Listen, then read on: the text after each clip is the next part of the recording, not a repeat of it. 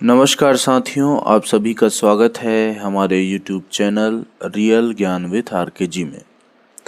दोस्तों, हम हिंदी साहित्य का इतिहास लेक्चर सीरीज देख रहे हैं, जिसमें आज हम देखने वाले हैं आदिकालीन हिंदी साहित्य की उपलब्धियां और हिंदी साहित्य के जो आदिकाल है, इसकी जो भाषा शैली है और इनकी जो भाषा है उसकी क्या क्या विशेषताएं थी, इन सभी चीज़ों को हम आज देखेंगे। तो चलिए दोस्तों, शुरू करते हैं आदिकालीन हिंदी साहित्य की उपलब्धियां। आदिकालीन हिंदी साहित्य की प्रमुख उपलब्धियां इस प्रकार हैं। पहला, भाषा और शैली का विकास। आदिकाल लगभग 10वीं से 14वीं शताब्दी में हिंदी भाषा का प्रारंभिक रूप विकसित हुआ और इसमें अपभ्रंश तथा लोक भाषा के स्वरूपों से हिंदी साहित्य की अभिव्यक्ति हुई। अर्थात आदिकाल में, हिंदी साहित्य के आदिकाल में हिंदी परिमार्जित भाषा के रूप में उसका विकास नहीं हो पाया था। धीरे धीरे वह लोक भाषाओं और अपभ्रंश भाषा से होते हुए उसका विकास होता गया। इस काल में दोस्तों भाषा में डिंगल अर्थात वीर रस, जो कि राजस्थानी बोली है का रूप है, भाषा का रूप है, और पिंगल श्रृंगार रस के लिए जो ब्रजी का रूप है, जैसी क्षेत्रीय बोलियों का प्रभाव देखने को मिलता है। तो जहाँ जहाँ वीरता का वर्णन करना होता था वहाँ पे डिंगल भाषा में, और जहाँ जहाँ श्रृंगार रस माधुर्य का प्रयोग करना होता था वहाँ पिंगल भाषा का प्रयोग होता था। इसके बाद देखते हैं विविध साहित्यिक प्रवृत्तियाँ। तो हिंदी साहित्य के आदिकाल में धार्मिक, वीर गाथा, नाथ, सिद्ध, जैन और लोक साहित्य की विभिन्न प्रवृत्तियाँ विकसित हुई। उदाहरण स्वरूप हम देख सकते हैं कि सिद्ध साहित्य में सामाजिक कुरीतियों व पाखंडों का विरोध हुआ, नाथ साहित्य में योग साधना का प्रचार हुआ और जैन साहित्य में मानव हृदय को छूने वाली कविताएं रची गई। तीसरा विशेषता है रासों और वीर गाथात्मक काव्य।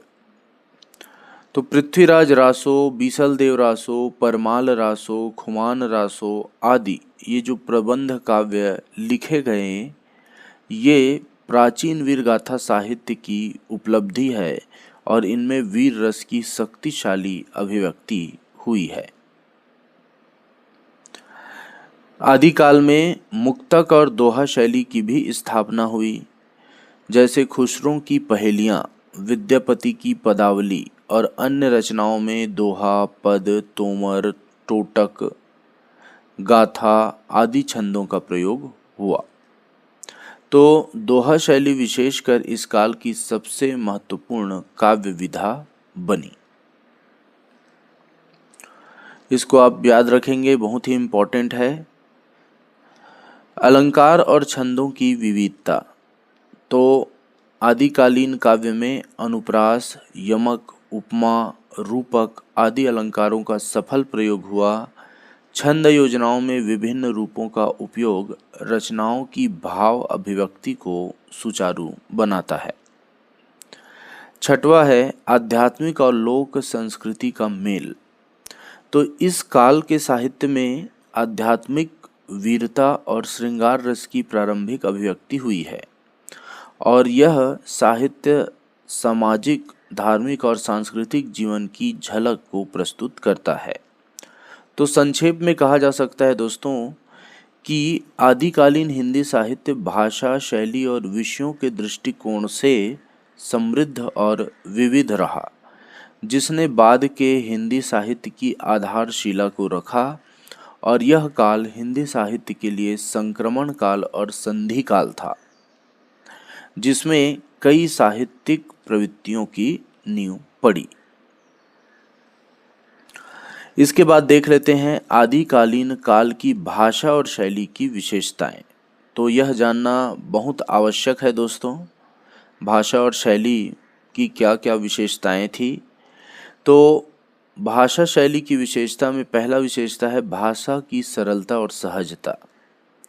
आदिकालीन साहित्य की काल की भाषा अपभ्रंश, अवहट्ट और देशज शब्दों का मिश्रण थी। ठीक, अपभ्रंश, अवहट्ट, अपभ्रंश का आधुनिक रूप और देशज शब्द, ये सभी इसमें मिक्स थे और यह आम जनता की भाषा के निकट भी थी, इसलिए सरल और सहज बनी रहती थी। डिंगल और पिंगल भाषाएं, तो वीर रस के काव्य रचनाओं में डिंगल भाषा, जिसको राजस्थानी मिश्रित अपभ्रंश कहते हैं, इसका प्रयोग होता था, जो कठोर और उन्नत विचारों को प्रकट करती थी। तो जैसे ट, ठ, ड, ध, तो ये जो ट वर्गीय जो स्वर है उसके प्रयोग के लिए, वीरता के प्रयोग के लिए इसमें डिंगल भाषा का प्रयोग किया जाता था।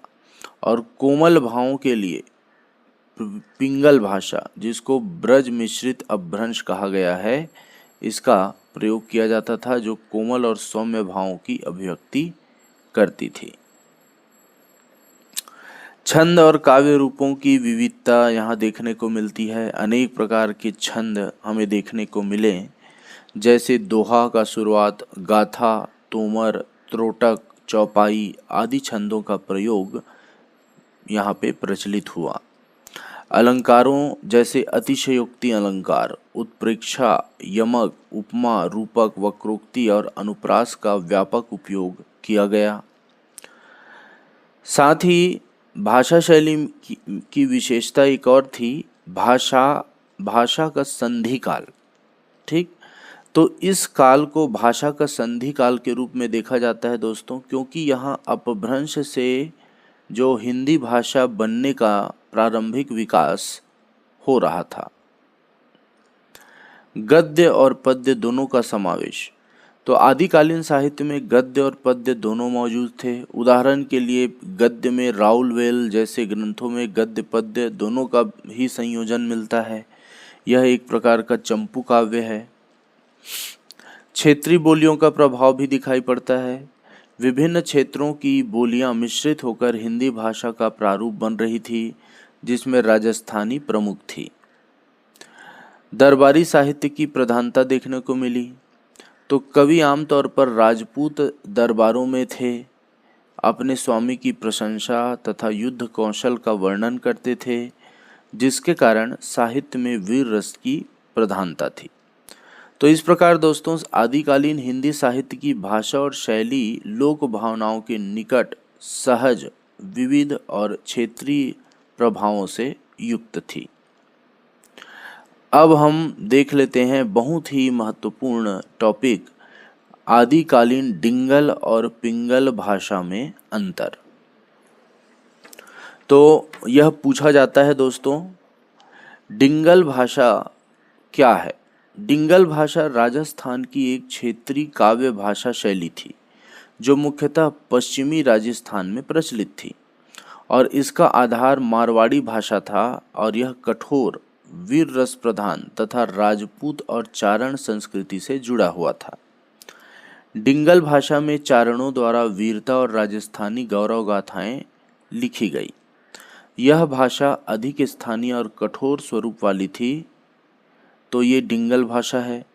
और पिंगल भाषा दोस्तों वह पूर्वी राजस्थान और ब्रज क्षेत्र में प्रचलित थी, जिसमें ब्रज भाषा और राजस्थानी भाषा का मिश्रण था और यह भाषा अधिक कोमल और सौम्य स्वरूप वाली थी। इसमें श्रृंगार रस और भक्ति रस की अभिव्यक्ति होती थी। तो पिंगल का प्रभाव ब्रज क्षेत्रीय भाषा से अधिक था और यह तुलनात्मक रूप से डिंगल से अधिक परिष्कृत मानी जाती थी।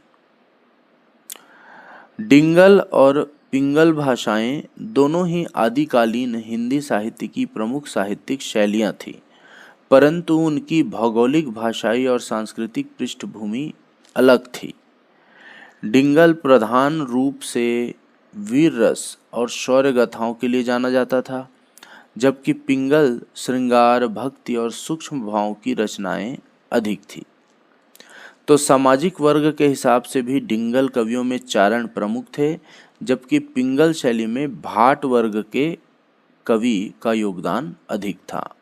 तो डिंगल में चारण कवि और पिंगल में भाट कवि रचना करते थे। ठीक, तो संक्षेप में कहे तो डिंगल भाषा अधिक कठोर और वीर समुद्दृश्य वाली पश्चिमी राजस्थानी भाषा शैली थी, जबकि पिंगल भाषा पूर्वी राजस्थान की अधिक कोमल, ब्रज मिश्रित और श्रृंगार रस प्रधान भाषा शैली थी। तो इस तरह से दोस्तों हमने डिंगल पिंगल भाषा को भी जान लिया। अब कुछ बात कर लेते हैं डिंगल की प्रमुख उपशैलियां और उनके उदाहरण के बारे में। तो डिंगल की प्रमुख उपशैलियां और उनके उदाहरण इस प्रकार हैं। जैसे जैन शैली में, यह उपशैली जैन धर्म के साहित्य को समर्पित है, जिसमें जैन धर्म के सिद्धांतों, समाज और धार्मिक कृत्यों का वर्णन होता है। चारण शैली, यह उपशैली मुख्यतः चारण समाज के कवियों द्वारा प्रयोग की जाती थी, जिसमें वीर रस प्रधान गाथाएं और राजपूत वीरता का गौरवगान होता था। डिंगल की एक अन्य शैली है लौकिक शैली, और यह शैली आम जनजीवन, लोक चरित्र, सामाजिक विषयों और स्थानीय जीवन की झलक प्रस्तुत करती है। उसके बाद एक अन्य शैली है संत शैली। तो संत शैली में यह उपशैली भक्ति और आध्यात्मिक भावों की अभिव्यक्ति करती थी, जिसमें संत कवियों की रचनाएं प्रमुख होती थी। तो डिंगल की इन उपशैलियों में चारण शैली सबसे अधिक लोकप्रिय और प्रभावशाली थी, जिसमें पश्चिमी राजस्थान की राजपूत वीर गाथाएं और युद्ध कविताएं शामिल थी। उदाहरण के लिए बादर, पृथ्वीराज, ईसरदास जी जैसे कवियों ने चारण शैली में कई महत्वपूर्ण काव्य रचनाएं की है। बादर, पृथ्वीराज और ईसरदास, ठीक, तो ये चारण कवि हैं। चारण शैली में महत्वपूर्ण रचनाएं इनके द्वारा किया गया। संक्षेप में कहें तो डिंगल की उपशैलियां जैन, चारण, लौकिक और संत शैली, ये 4 शैली हमें मिलती है। इसको आप याद रखेंगे, जिनमें प्रत्येक का विषय और भाव भिन्न है, लेकिन वे सभी डिंगल साहित्य की समृद्धि में योगदान करती है। ठीक है दोस्तों, तो इस तरह से हमने आदिकाल की शैलियों, विशेषताओं, आदिकालीन साहित्य के बारे में चर्चा कर लिया। अब हम नेक्स्ट वीडियो लेक्चर में देखेंगे भक्ति काल की विस्तृत जानकारी। तो आज के लिए इतना ही, धन्यवाद।